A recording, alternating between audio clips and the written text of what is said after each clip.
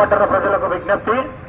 Assembly ఎన్నికల counting సందర్భంగా రేపు 4వ తేదీ ఉదయం నుంచి ఒక 24 అవర్స్ మొత్తం పట్టణంలో కర్ఫ్యూ వాతావరణం ఉంటుంది. ఈ రోజు సాయంకాలం మీరు 10 గంటలకు షాపులు బంద్ చేస్తే 5వ తేదీ మార్నింగ్ ఉదయం మాత్రమే తెరవాలి. ఒక మెడికల్ స్టోర్లు, హాస్పిటల్స్ తప్ప అన్ని సర్వీసులు అన్ని కూడా బంద్ చేయబడతాయి. దయచేసి ప్రజలు గమనించాలి. అలాగే పట్టణంలో కూడా ప్రజలు అనవసరంగా తిరిగేదానికి లేదు.